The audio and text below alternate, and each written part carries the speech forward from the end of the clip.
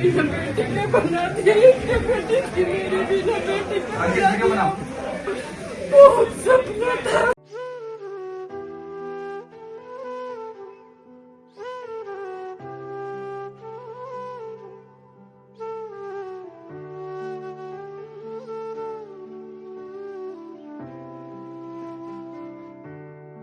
ये बच्ची तो नहीं मिलेगी।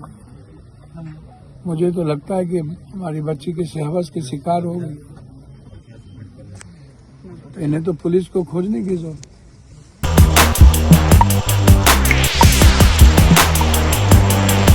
अब ये बच्चों की बच्चा ने क्या बिगाड़ा?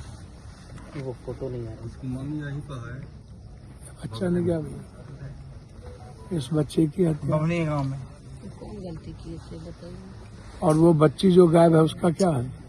एक ही बाप माई का उमरा। उसकी मम्मी भी आई हुई है यहीं पर। वो बच्ची ने क्या बिगाड़ा? क्या वो बच्ची अब जिंदा होगी? हमें तो उम्मीद नहीं है। हमारी बच्ची तो आप लोग तो मूक दर्शक जनता बनी रहती है। जनता को तो किसी के बच्चे से जिनकी बच्ची गई बात खत्म, रात के 3-5-2 दिन के बाद सब कुछ खत्म। उमरा चली गई, किसी को मतलब नहीं। ये बच्चे चले गए बवनी गांव से। जी बवनी बगल में है, यही तो मम्मी आई है। तो आप अंदाजा कीजिए। तो आप ही खुद कह रहे हैं। देखिए ये इसमें फौजी कुत्ता भी लगा, फौजी नहीं यहाँ बगल में ही मिला लाश। ये बच्ची तो नहीं मिलेगी। मुझे तो लगता है कि हमारी बच्ची किसी हवस के शिकार हो गई, तो इन्हें तो पुलिस को खोजने की जरूरत। तो अब इससे बड़ा मैं तो सिर्फ इतना कहूंगा कि अब सब लोग चुनाव के मोड में चले गए। अब बिहार में 8 महीना कुछ नहीं होगा।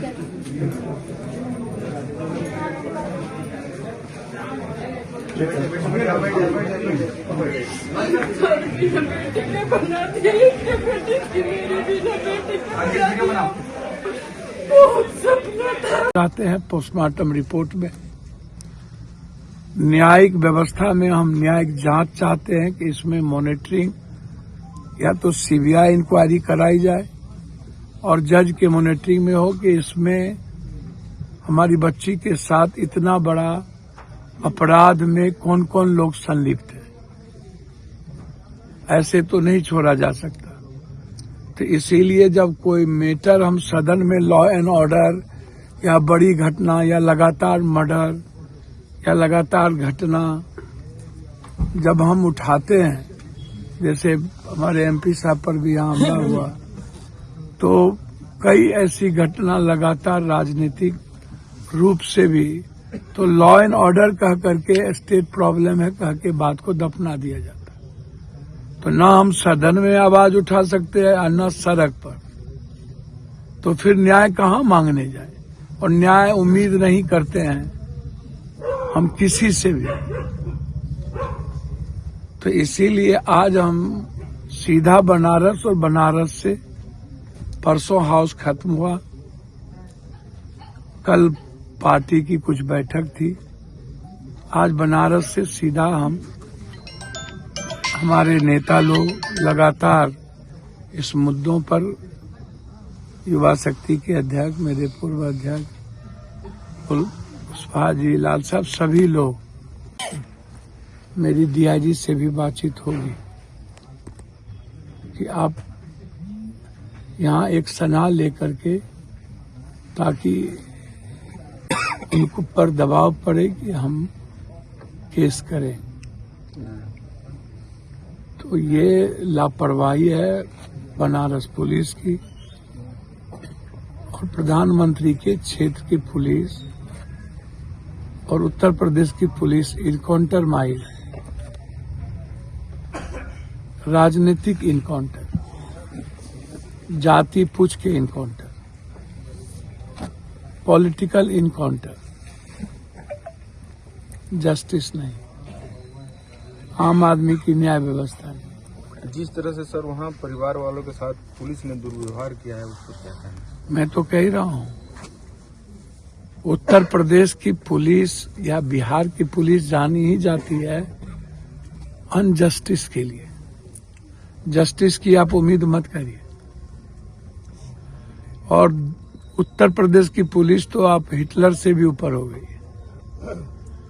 बिहार की पुलिस की आप स्थिति देख लीजिए, लगातार घटना देखिए। मुजफ्फरपुर में थाने में एक आशुतोष झा या कोई उसको मारते मारते मार दिया। बीपीएससी के स्टूडेंट पर हर दिन लाठी चलती है। प्रशासन ने हमारे भाई के साथ, बच्ची की पिता के साथ, मां के साथ और रिश्तेदारों के साथ व्यवहार किया है।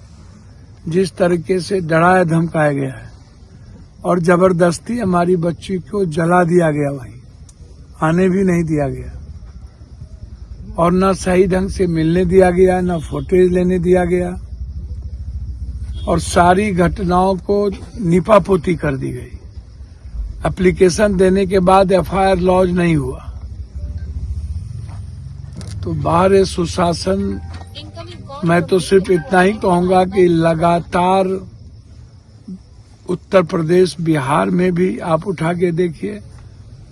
परसों एक मासूम 3 वर्ष की 5 वर्ष की बच्ची के साथ, सम कोई पासवान था, उसकी बच्ची के साथ कुशेश्वर स्थान में बलात्कार करके मार दिया गया, फेंक दिया गया। तो लगातार घटना, कुशेश्वर स्थान की घटना, बरहाड़ा पूर्णिया की घटना, खेत में बच्ची 14 साल की गई घास काटने, उसके साथ बलात्कार करके अभी तक, जबकि बलात्कारी जो रियल बलात्कारी है वो नहीं पकड़ा है। तो मैं तो पोस्टमार्टम रिपोर्ट बदलने की आशंका मेरी रहेगी। हम देखिए, जिस दिन ये घटना घटित हुई थी, हमें उस दिन जानकारी सोशल मीडिया पर मिली थी।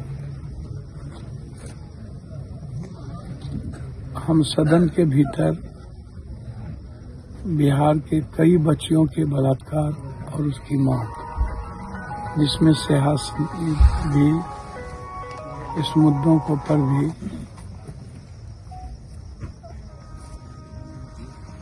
पूर्णिया में भी 2 बच्चियों के साथ बलात्कार करके मार दिया गया। वहां भी 2 छात्र को मारते मारते पुलिस ने मार दिया, 2 पत्रकार को मार दिया मुजफ्फरपुर में क्रिमिनल के द्वारा। पुलिसिया जुल्म भी लगातार और बेटियों के साथ लगातार हैवानियत की घटना बढ़ती जा रही है। खास तौर पर बेटी पढ़ाओ बेटी बचाओ। और जब मैं सोचता हूं तो उत्तर प्रदेश सबसे ज्यादा बेटियों में हवस के शिकार होते जा रहे हैं। आप ब्रजभूषण सिंह से लेकर, सेंगर से लेकर, कई बाबाओं की घटना से लेकर आप उठा के देखिए। और हमारी बेटी की इतनी निर्मम हत्या की गई और उस हत्या के पीछे कोई और कारण नहीं हो सकता। सारे अब तो टेक्निकल ग्राउंड है, सीसीटीवी फुटेज है। उस रात में कौन कौन मोबाइल लोकेशन वहां था, मोबाइल किस किस से हमारी बेटी की बातचीत हुई, या लास्ट कॉल किसका है, या और कौन लोग थे वहां पर मोबाइल, उसकी सहेली को क्या जानकारी थी। तो आपने ना तो कॉल डिटेल निकाला, ना अभी तक आपने एसएफएल जांच की कोई प्रक्रिया अपनाई, ना तो आपने सीसीटीवी फुटेज का कुछ किया। तो आप जब इतने बड़े हम लोग, हमारा कंट्री तरक्की किया और हमारे पास कई तरह के टेक्निकल थॉट हैं, प्रोसेस है, फिर हम अभी तक जो इतनी जीनियस थी और वो बच्ची माँ से बात कर रही है, वो कुंभ से आई और उसके बाद वो लौट के गई तो उसका मौत हो जाता है। तो इतना बड़ा जघन अपराध बनारस के धरती पर, जहाँ बाबा काशीनाथ हो, विश्वनाथ हो, और जिस देश का प्रधानमंत्री जहां का एमपी हो और वहां इतनी बड़ी घटना घट जाती है। यहाँ देंगे हॉस्टल के पास देंगे, फिर कहा कि थाने पर चल कर ले लीजिएगा, वहीं FIR दर्ज कर दीजिएगा। तो वहाँ भी हम लोग गए, 50-100 पुलिस लगाकर सीधे हरिश्चंद्र घाट पहुँचा दिया कि तुम लोग नहीं ले जाओगे, यहीं पर दाह संस्कार करना है तो करो, नहीं तो हम लोग कर देंगे।